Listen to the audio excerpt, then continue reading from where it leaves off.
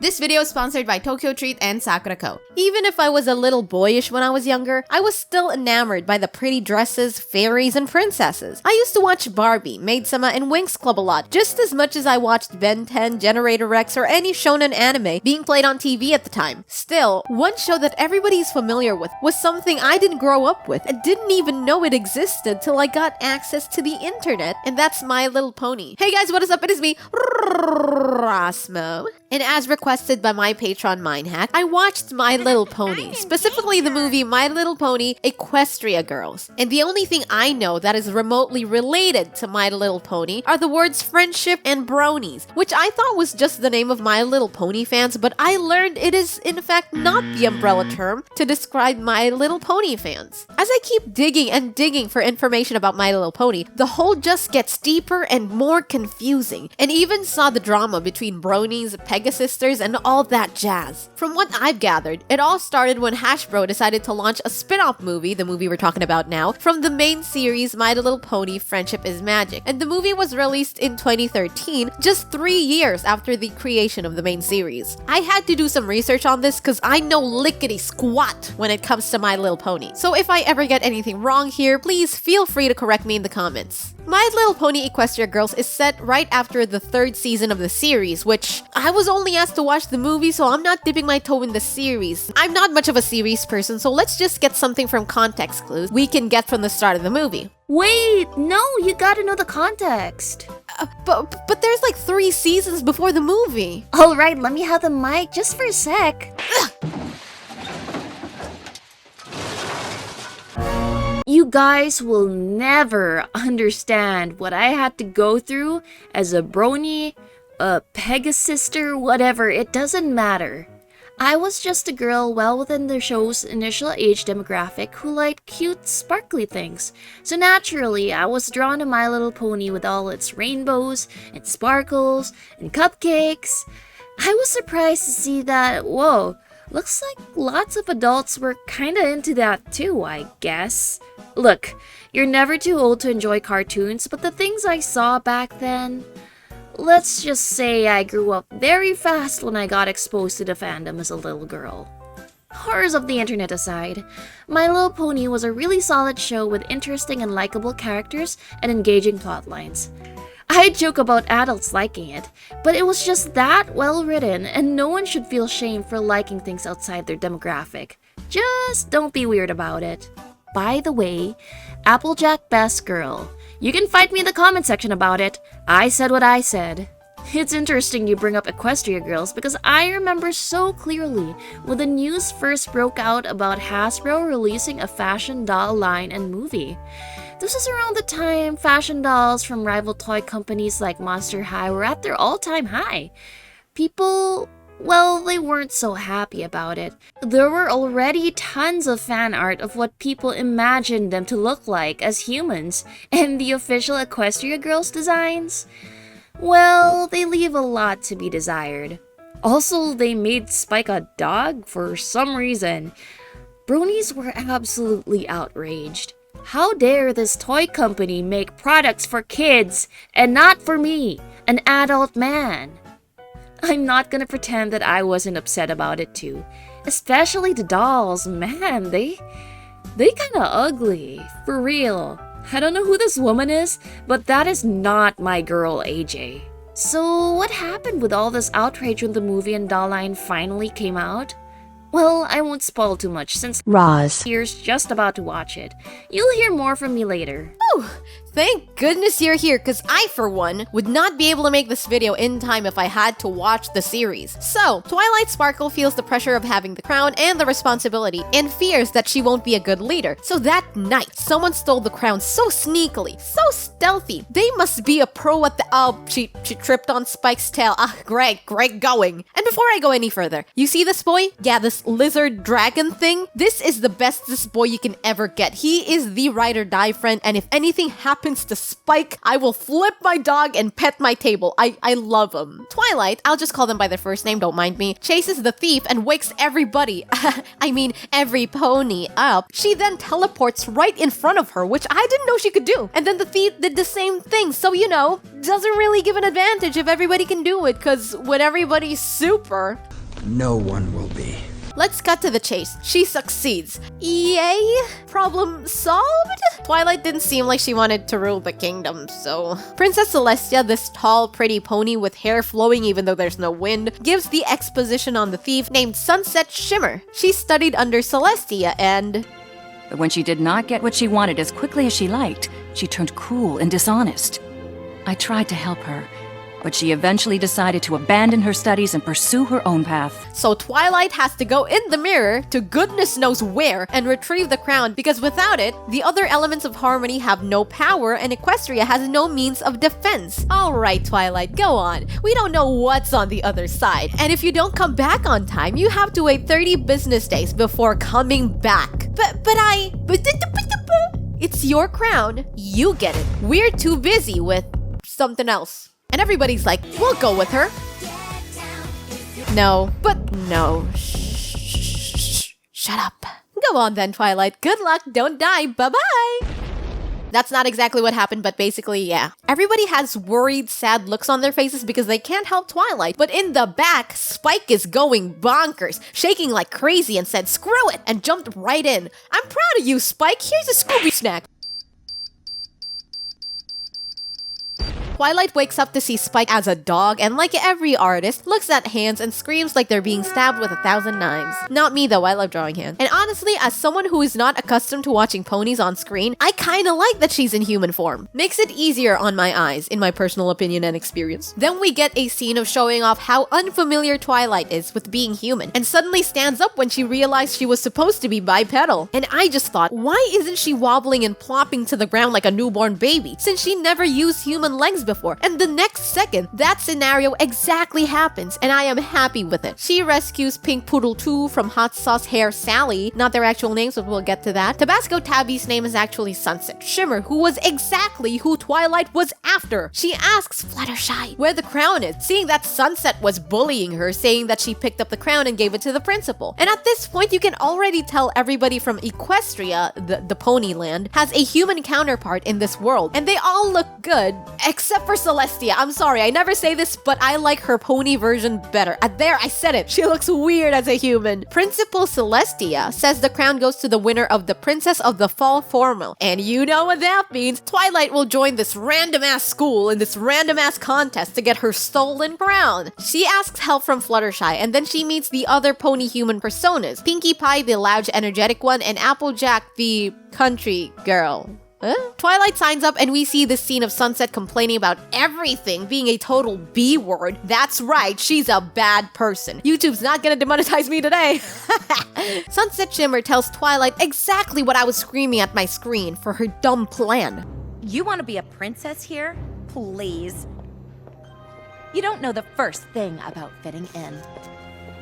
Which, look, fitting in at school on the first day is hard enough, much less in the middle of the term, and needing everybody to like you to win a popularity contest against someone who is the total embodiment of a toxic, mean, but popular girl. She tries to learn about the school, and I'm sitting here wondering, where is she gonna sleep or stay? Oh, you know what? That makes sense. The next day, she meets my favorite character. I've only watched this girl for 1 minute, and I already love her. Along with Spike. Spike seems to like her a lot. And I mean a lot. Oh boy. Her name is Rarity. She dresses Twilight up to disguise her from the embarrassing video Sunset posted online. Most of the gang get together because they were worried about their new friend Twilight, because Sunset uploaded some evidence of her stalking. The video in question just shows how weird Twilight is. The editing is so bad it gives me brain damage every time they flip the colors, and I know that was the point, but still. Then all the girls fight. Yay! Which is weird because their counterparts seem to be good friends, but here they all seem to throw passive-aggressive comments at each other, like ex-besties or regular besties. They all find out that Sunset Shimmer was the reason they all fought because they didn't know how to communicate. Wow! Also, there was this part where Rainbow Dash, I'll just call her Dash, challenges Twilight to a soccer match so that she can offer her help. Twilight agrees, weirdly enough, even though she has the life-walking experience of a 9-month-old baby. She doesn't win, of course, but Dash helps her anyway. Why even do that? I know she said it's to prove if Twilight has heart and determination, but did you see how she freaking crushed this noob? Oh, hell yeah! GG easy in the chat! Tulog na mga bata, mag-module ka muna! If Rainbow Dash could spam emotes and TP on her opponents in real life, I bet she's the kind of person who will do that if she could. They think of a plan to get people to vote for her. Their plan was to do a flash mob song and dance number while everybody is on their lunch break. This song starts off cool and good, but let's be real, if this happened in the cafeteria, it would sound something like this. But I'll have to admit that this song is really catchy and it's definitely a banger. If I watched this as a kid, you best believe me this would have been my whole personality growing up. But I got this instead, and everyone loved it. If someone played a banger song during my lunch break and smacked their feet on the table, I would also be inclined to vote for them. That's just cool. Sunset Shimmer was not happy that everybody was dressing up as bronies, so she frames Twilight for destroying the event decoration. Vice Principal Luna calls for Twilight not to get her side of the story or investigate. No.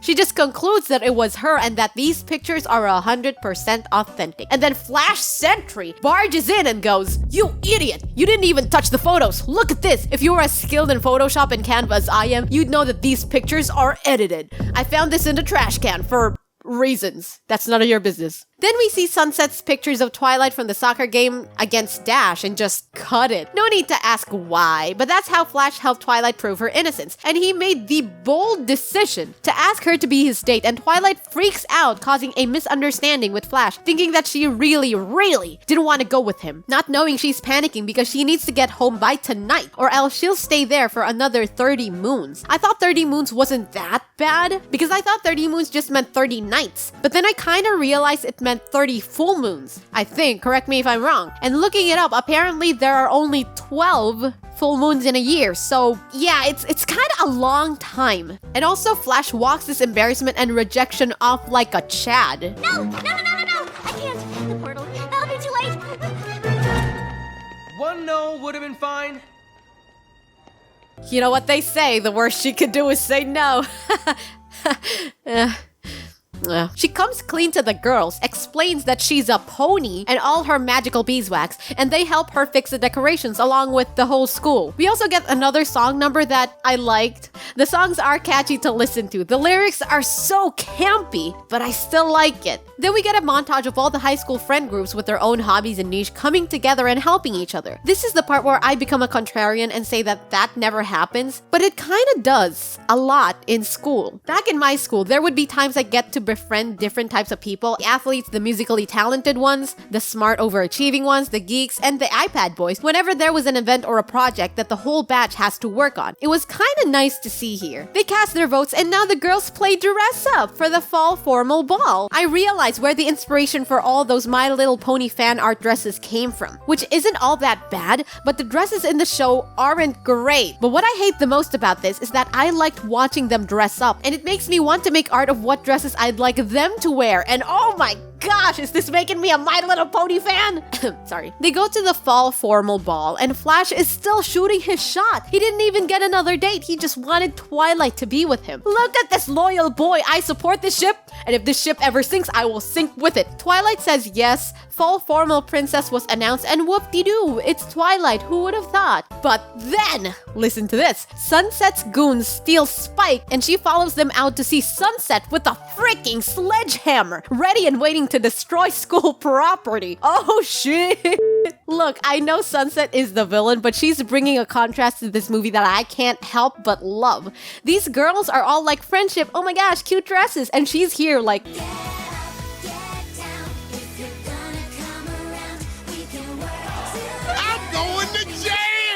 Twilight doesn't give up her crown even if Sunset was gonna smash her only way home. Her plan didn't work, so she just tries to steal it again, and after a long game of pass the message, Sunset gets it. She brainwashes the students and reveals her plan of taking over Equestria using her teenage army.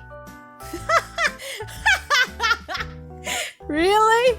Twilight frickin' dies, but her new friends shielded her and they unlocked the power of friendship. And also living a brony's dream of being a magical pony and then destroying Sunset Shimmer. I want you guys to take note of this little switch, okay? Just pay attention for a second. Earlier, Sunset was all like, vandalism, destruction of public property, cyberbullying, oh hell yeah! And now that she lost, she's all like, but I'm so sorry, I didn't know. She just totally switched personalities faster than My Hero Academia switching characters to ship to each other. It's crazy. Twilight then offers her friends to teach her friendship. The friend group she literally broke apart before, which would definitely feel awkward if I was them. But you know what? I don't care. Give this horrible person redemption, whatever. Just get back to the fall formal ball everyone's worked hard for. Also, give Flash his dance with Twilight. I just want to see the ship sail at least once, even though he awkwardly bites his lip whenever he meets Twilight. Like in the cafe where they first bump into each other. It's weird. I don't know why he does it. Trying to make a big splash around here, cause my drink kinda splashed on the ground. Celestia gives a big speech to Twilight that she has what it takes to be a leader, and is apparently the Celestia we know back in Equestria, and not just another version of her, I think? She called her Princess Twilight out of nowhere, so that was my conclusion. Then Flash asks for the dance, and oh gosh, he's doing it again, please make him stop! They have this montage of everyone having fun, and Twilight dancing like a horse, and Flash just smiling there like a proud boyfriend. I know they're not a thing, but let me ship them at least this once. Oh my goodness, he joins in! We stand a supportive man. Twilight says her goodbyes, and Sunset gets punished for everything she's done with child labor. Let's go! She goes back home, everything's great, and then she sees Flash Sentry's pony counterpart, which is the same pony she bumped into at the start of the movie. Wow! And that's where the movie ends. So, I've given plenty of my sideline opinions while talking about the movie, so let's talk about my opinions on the movie as a whole, and as somebody who's never watched My Little Pony. This movie is my first encounter with My Little Pony, and you know what? I can safely say that it is not my cup of tea now, but I can see why people like it so much.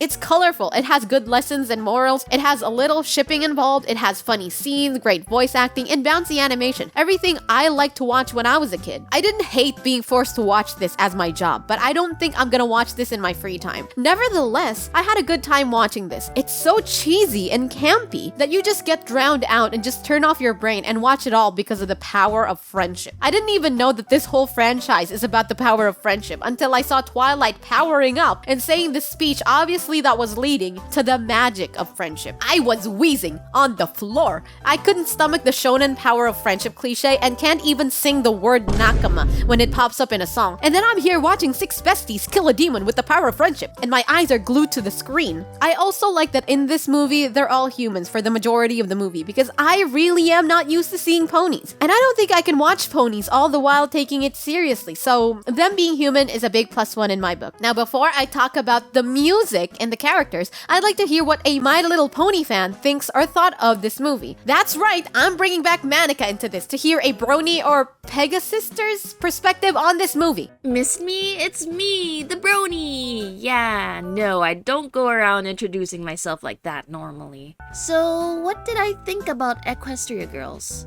I honestly enjoyed it for what it was. Compared to the series, it's definitely a little more shallow since they were leaning more on the high school teen drama cliches.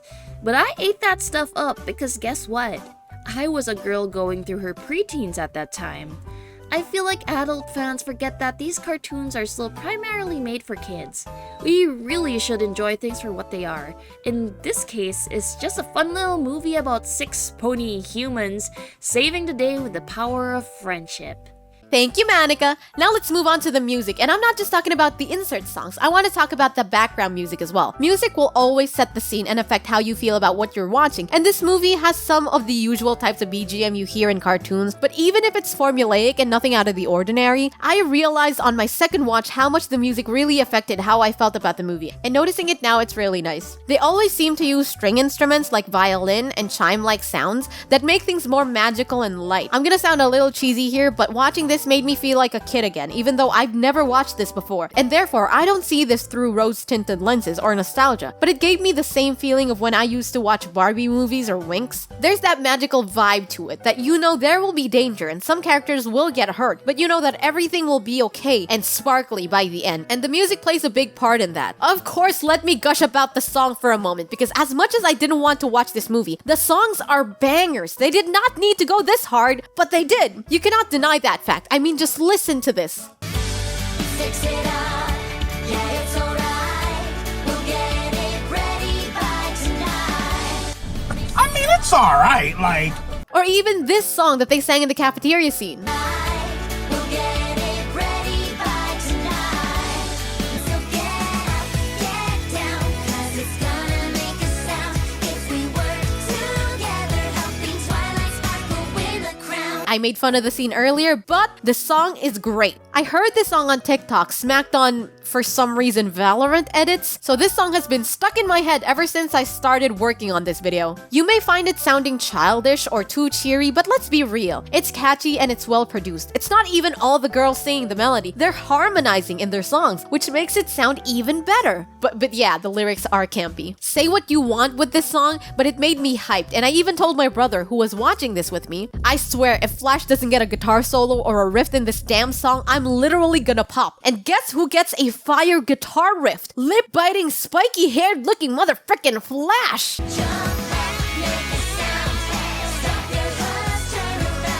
I didn't expect them to actually do it, and you don't know how happy I was to see this guy jam on his guitar. Also, the title of the song is Cafeteria Song. The most catchy song in the movie is called Cafeteria Song. They could be more creative than that. I'm just saying. Also, look at this guy by the drummer. He looks like he's growing a mustache. Good for him. What surprised me about this movie wasn't just the quality of the music, but also the quality of the voice acting. All their voices sound great and amazing when acting these ponies out, no matter how annoying they can be. It took me a while to recognize, but Twilight Sparkle, our main character in this movie, is voiced by Tara Strong. I know! Her voice is iconic. How couldn't I have known earlier? That is because she's a pony. For some reason, I realized it was her voicing Twilight instantly when she was in a human body. Weird timing, but great voice acting nonetheless. Not just Twilight, but everyone did a great job in voicing their characters. This might be a given already to people who watch My Little Pony, but I like the differences in the voices of the characters and accents. Rainbow Dash has a deep but husky voice, and Applejack, her voice is also on the deep side, but she has an accent, so it's easier to differentiate. The same goes for Rarity and Fluttershy, who is very soft-spoken, but Rarity has a fancier accent for hers, true to her character, of course. I mean, I don't know, I just wanted to appreciate that part. And it doesn't even sound weird or awkward. You know how like some cartoons will give characters a silly voice just to make them sound apart? Yeah, that didn't happen here. With the premise of the movie, Twilight going to an alternate universe where all her friends are humans but they don't know her, is entertaining and a good way to bring the other ponies' characters without actually dragging 6 characters who are unaware of how human life works. It was funny with Twilight for a brief moment, and I'm glad they didn't overextend that joke, aside from some other gags that make sense, like when she was signing up and she didn't know how to hold a pen. Imagine that, but 6 of them, like Pinkie Pie dashing everywhere, asking and bothering so many people, Rarity just taking notes of people's outfits, and you know what, that actually sounds like fun. But the movie isn't about the ponies learning to adapt to human life. It's about Twilight's arc learning about leadership and indirectly realizing she actually did have the potential to be a good leader, and the movie stayed focused on that aspect. So I'm glad that they made the choice of leaving the other ponies back at Equestria. It was nice to see the ponies become friends from scratch, because Twilight guesses they're exactly like her friends at home, but to the others, she's just a new girl or a stranger. I mean, it's kind of weird that they became close friends immediately, but then again, they were friends before and Twilight just helped them make up. Also, this is a very simple story with bouncy, flashy animation, so my suspension of disbelief is strong with this one, and I'll let it pass. All in all, this movie is good. Look past My Little Pony drama, the weird things some, not all, of the fans do, and just look at the movie alone, and I'd say this is a good movie for kids and a fun, lighthearted watch for adults. Would I recommend you to watch this movie though? I'd say Yes, it's a lighthearted movie that you can either hate the cheesy campiness or love the nostalgia and music. Either way, you are going to enjoy it. I started off weirded out by the animation and the horse-like appearances, and sometimes made fun of the in-your-face power of friendship message, but ended up enjoying it and even maybe liking it. Also, watching this long enough, I got used to the pony character designs, so don't look at the weird bronies too much. You are not a brony if you watch this, and those weird ones that just ruin the image of the fandom, they do not represent the series or franchise. This is a really wholesome and nice movie, and I like it. I don't think I'll watch it on my own free time, but if any of my patrons decide to request another My Little Pony movie, I'd gladly watch it. You got me hooked, okay? If you like the cafeteria song, I have the perfect snacks you can munch on while listening to your favorite My Little Pony song. This video is sponsored by Tokyo Treat and Sakura Co. Tokyo Treat and Sakura Co are subscription boxes that send Japanese snacks to your own door. Bro, listen, these are snacks you can only get if you chillin' in Japan. Tokyo Treats throws these modern snacks in your face and asks if you're satisfied yet. And if not, we also got Sakura Co that smacks Japanese traditional goodies right in front of you. These boxes come with a magazine that showcases all the snacks you got with common allergens and ingredients noted down so that you know what you're getting. For the month of March, Tokyo Treat presents Japan's Best Bites, where they have snacks like the Yamayoshi Korean nori chips. If you like seaweed, you'd like this. Mind you, it is very salty, so if you have the hots for that taste like me, then you gotta try this. I also ate the Kit Kat melon flavor, which is the best Kit Kat flavor I've tasted so far from every Kit Kat that they send in every box. For the Sakura Co box, they provided with the Lupin, get the frick out of here. So for the get the frick out, Lupin, please. For the Sakura Co box, they partnered with Osaka's local government to give us a taste of Japan. I jumped instantly on the Hiteoka Cafe cream cake because it is a custard pastry, and custard pastries have never failed me yet. Along with the box, they also have this adorable kanji side dish where I can store all these small candies called hina arare that symbolizes the purity and sweetness of young girls. A snack for Japan's Girls' Day. I don't know how to feel about eating something that symbolizes a kid's sweetness, but my whole family kept telling me how cute this little thing is, and it really is, especially with the little lid on it. Use the promo code ROSMO to get $5 off of your first purchase. Thanks a bunch, Tokyo Treat and Sakura Co for sponsoring this video. Thanks so much for watching. Big thanks to my patrons. Thanks so much for supporting me. If you want to support the channel as well, check out my Patreon. Links are in the description. That being said, I'd like to shout out my patrons in the Butternut tier. Pyranet, Jacob K, Mindhack, Christian V, and Kras, as well as F Ignite in the Dill Pickles tier. See you guys in the next video. So yeah,